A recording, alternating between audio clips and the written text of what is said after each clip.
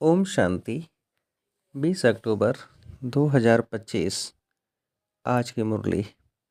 मीठे बच्चे, बाबा आए हैं तुम्हें बहुत रुचि से पढ़ाने। तुम भी रुचि से पढ़ो। नशा रहे, हमको पढ़ाने वाला स्वयं भगवान है। प्रश्न: तुम ब्रह्मा कुमार कुमारियों का उद्देश्य व शुद्ध भावना कौन सी है? उत्तर: तुम्हारा उद्देश्य है कल्प 5000 वर्ष पहले की तरह फिर से श्रीमत पर विश्व में सुख और शांति का राज्य स्थापन करना। तुम्हारी शुद्ध भावना है कि श्रीमत पर हम सारे विश्व की सद्गति करेंगे। तुम नशे से कहते हो हम सबको सद्गति देने वाले हैं। तुम्हें बाप से पीस प्राइज मिलती है। नरकवासी से स्वर्गवासी बनना ही प्राइज लेना है। ओम शांति। स्टूडेंट जब पढ़ते हैं तो खुशी से पढ़ते हैं। टीचर भी बहुत खुशी से रुचि से पढ़ाते हैं। रूहानी बच्चे ये जानते हैं कि बेहद का बाप जो टीचर भी है हमको बहुत रुचि से पढ़ाते हैं। उस पढ़ाई में तो बाप अलग होता है, टीचर अलग होता है जो पढ़ाते हैं। कोई कोई का बाप भी टीचर होता है जो पढ़ाते हैं तो बहुत रुचि से पढ़ाते हैं, क्योंकि फिर भी ब्लड कनेक्शन होता है ना। अपना समझकर बहुत रुचि से पढ़ाते हैं। यह बाप तुम्हें कितना रुचि से पढ़ाते होंगे तो बच्चों को भी कितना रुचि से पढ़ना चाहिए। डायरेक्ट बाप पढ़ाते हैं और यह एक ही बार आकर पढ़ाते हैं। बच्चों को रुचि बहुत चाहिए। बाबा भगवान हमको पढ़ाते हैं और हर बात अच्छी रीति समझाते रहते हैं।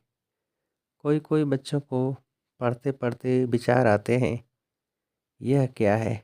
ड्रामा में यह आवागमन का चक्र है, परंतु यह नाटक रचा ही क्यों? इससे क्या फ़ायदा? बस सिर्फ ऐसे चक्कर ही लगाते रहेंगे। इससे तो छूट जाए तो अच्छा है। जब देखते हैं यह तो 84 का चक्र लगाते ही रहना है, तो ऐसे ऐसे ख्यालात आते हैं। भगवान ने ऐसा खेल क्यों रचा है जो आवागमन के चक्र से छूट ही नहीं सकते? इससे तो मोक्ष मिल जाए। ऐसे ऐसे ख्यालात कई बच्चों को आते हैं। इस आवागमन से दुख सुख से छूट जाए।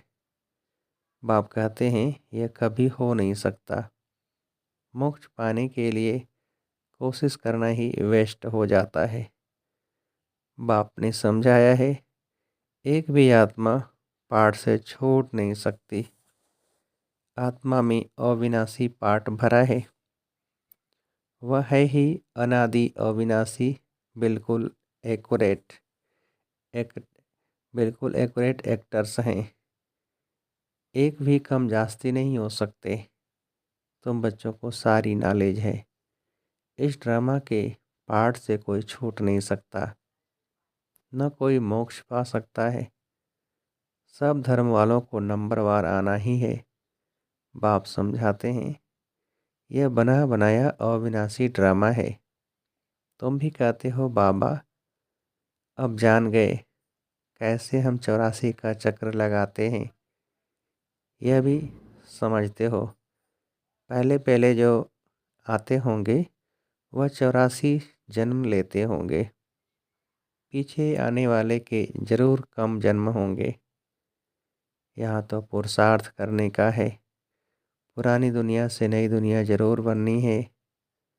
बाबा हर एक बात बार बार समझाते रहते हैं, क्योंकि नए नए बच्चे आते रहते हैं। उनको आगे की पढ़ाई कौन पढ़ाए? तो बाप नए नए को देख फिर पुरानी पॉइंट्स ही रिपीट करते हैं। तुम्हारी बुद्धि में सारी नॉलेज है। जानते हो शुरू से लेकर कैसे हम पाठ बजाते आए हैं। तुम यथार्थ रीति जानते हो कैसे नंबरवार आते हैं, कितने जन्म लेते हैं। इस समय ही बाप आकर ज्ञान की बातें सुनाते हैं। सतयुग में तो है ही प्रारब्ध, यह इस समय तुमको ही समझाया जाता है। गीता में भी शुरू में फिर पिछाड़ी में यह बात आती है, मन मना भव। पढ़ाया जाता है स्टेटस पाने के लिए। तुम राजा बनने के लिए अब पुरुषार्थ करते हो, और धर्म वालों का तो समझाया है कि वह नंबरवार आते हैं। धर्म स्थापक के पिछाड़ी सबको आना पड़ता है। राजाई की बात नहीं, एक ही गीता शास्त्र है जिसकी बहुत महिमा है।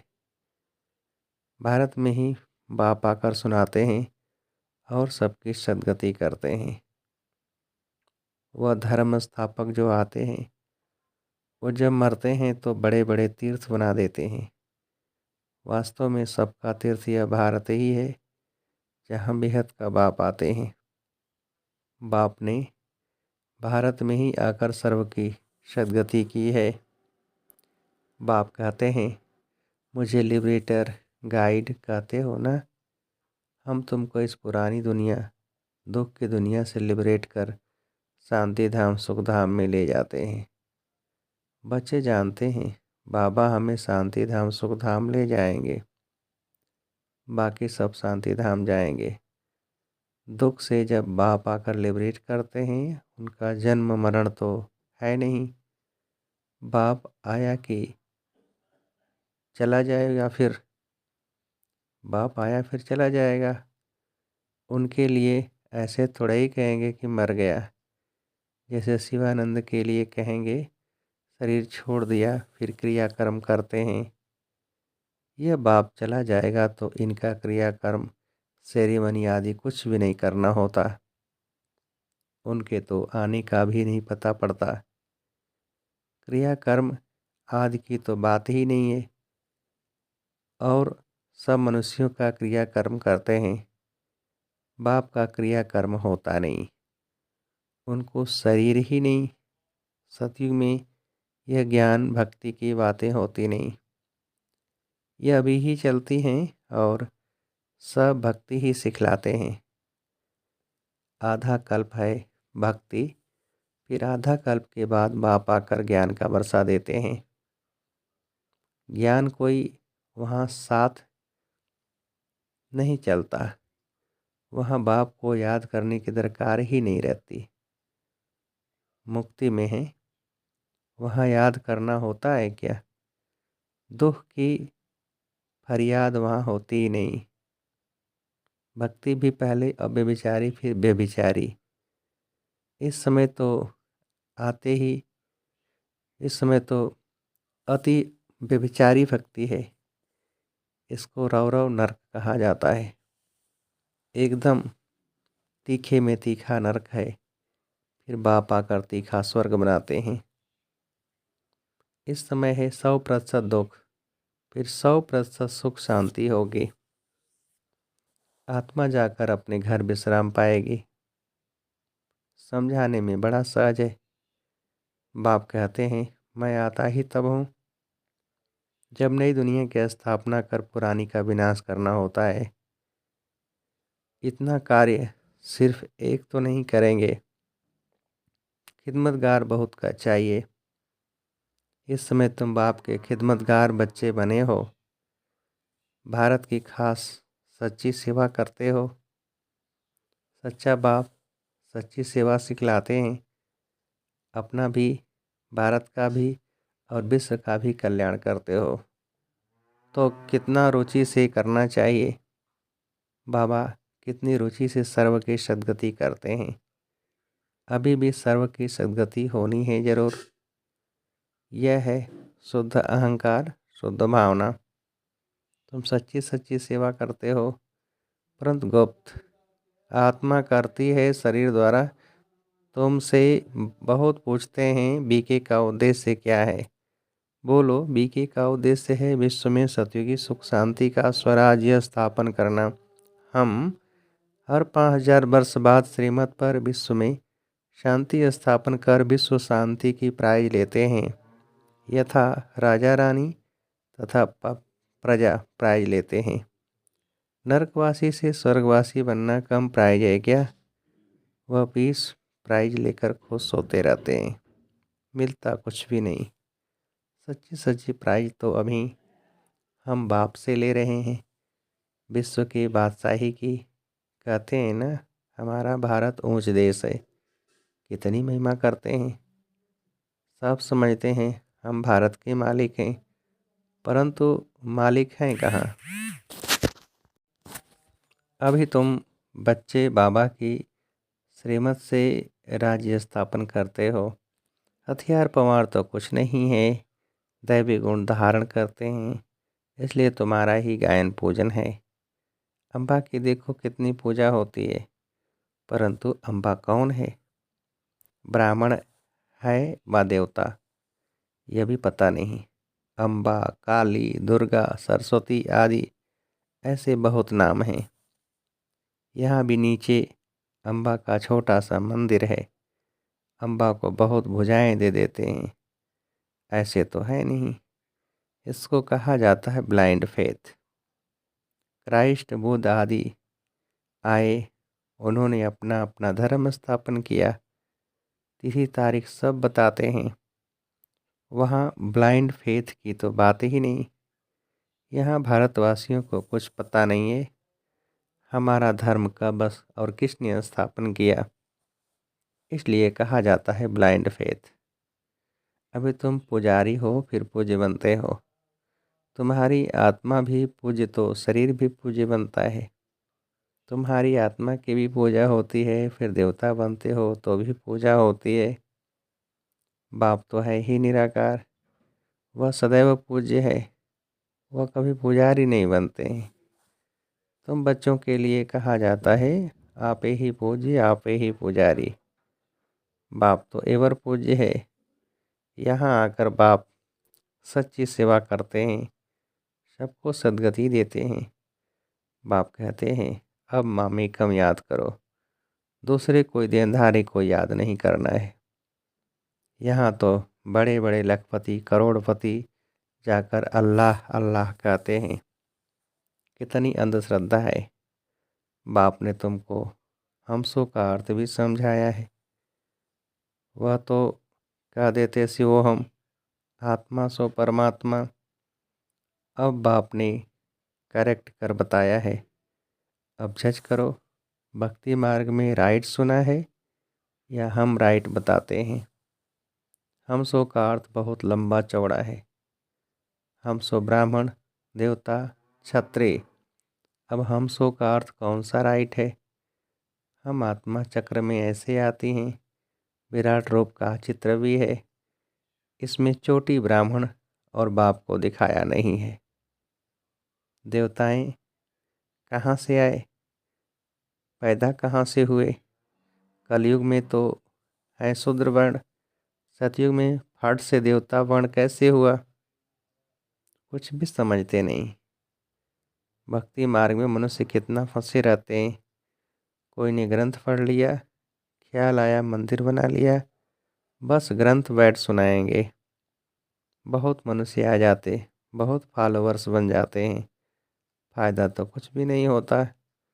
बहुत दुकान निकल गए हैं। अब यह सब दुकान खत्म हो जाएंगे। यह दुकानदारी सारी भक्ति मार्ग में है, इनसे बहुत धन कमाते हैं। सन्यासी कहते हैं हम ब्रह्म योगी तत्व योगी हैं, जैसे भारतवासी वास्तव में है देवी देवता धर्म के, परंतु हिंदू धर्म कह देते हैं। वैसे ब्रह्म तो तत्व है जहाँ आत्माएं रहती हैं, उन्होंने फिर ब्रह्म ज्ञानी तत्व ज्ञानी नाम रख दिया है, नहीं तो ब्रह्म तत्व है रहने का स्थान। तो बाप समझाते हैं कितनी भारी भूल कर दी है, यह सब है भ्रम। मैं आकर सब भ्रम दूर कर देता हूँ। भक्ति मार्ग में कहते भी हैं हे प्रभु तेरी गति मत न्यारी है। गति तो कोई कर न सके, मतें तो अनेकानेक की मिलती हैं, यहाँ कीमत कितनी कमाल कर देती है, सारे विश्व को चेंज कर देती है। अभी तुम बच्चों की बुद्धि में है इतने सब धर्म कैसे आते हैं, फिर आत्माएं कैसे अपने अपने सेक्शन में जाकर रहती हैं। यह सब ड्रामा में नूंद है।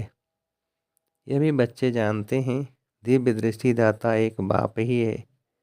बाबा को कहा, यह दिव्य दृष्टि की चाबी हमको दे दो तो हम कोई को साक्षात्कार करा दें। बोला, नहीं, यह चाबी किसको मिल नहीं सकती।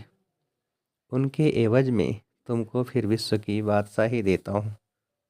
मैं नहीं लेता हूँ, मेरा ही पाठ है साक्षात्कार कराने का।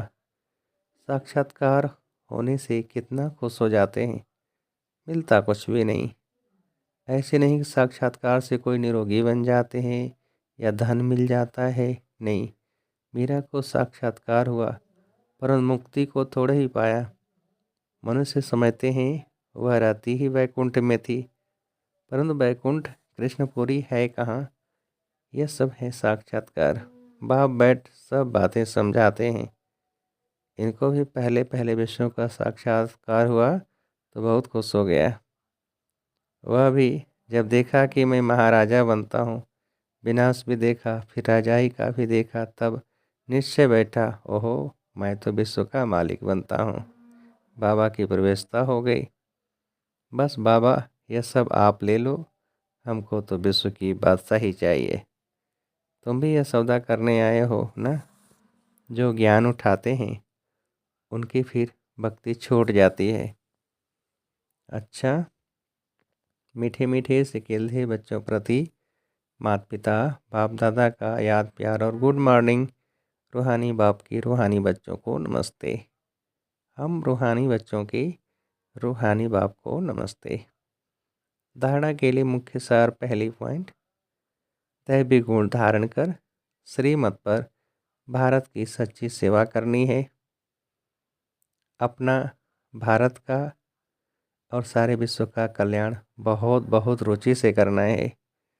दूसरी पॉइंट, ड्रामा की अनादि अविनाशी नूंद को यथार्थ समझ कोई भी टाइम वेस्ट करने वाला पुरुषार्थ नहीं करना है, व्यर्थ ख्यालात भी नहीं चलाने हैं। वरदान,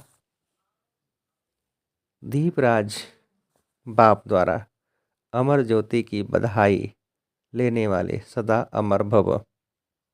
विस्तार, भक्त लोग आप चैतन्य दीपकों की यादगार जड़ दीपकों की दीपमाला मनाते हैं। आप जगे हुए चैतन्य दीपक बालक मन दीपकों के मालिक से मंगल मिलन मनाते हो। बाप दादा आप बच्चों के मस्तक में जगा हुआ दीपक देख रहे हैं। आप अविनाशी अमर ज्योति स्वरूप बच्चे दीपराज बाप द्वारा बधाइयाँ लेते सदा अमर भव का वरदान प्राप्त कर रहे हो। यह दीपराज बाप और दीप रानियों के मिलन का ही यादगार दीपावली है। स्लोगन, आप और बाप दोनों ऐसा कंबाइंड रहो जो तीसरा कोई अलग कर न सके। अव्यक्त इशारे, स्वयं और सर्व के प्रति मनसा द्वारा योग की शक्तियों का प्रयोग करो। वर्तमान समय के प्रमाण सर्व आत्माएं प्रत्यक्ष फल अर्थात प्रैक्टिकल प्रूफ देखने चाहती हैं। तो तन मन कर्म और संपर्क संबंध में साइलेंस की शक्ति का प्रयोग करके देखो। शांति की शक्ति से आपका संकल्प वायरलेस से भी तेज किसी भी आत्मा प्रति पहुंच सकता है। इस शक्ति का विशेष यंत्र है शुभ संकल्प। इस संकल्प के यंत्र द्वारा जो चाहे वह सिद्धि स्वरूप में देख सकते हो। अच्छा, ओम शांति।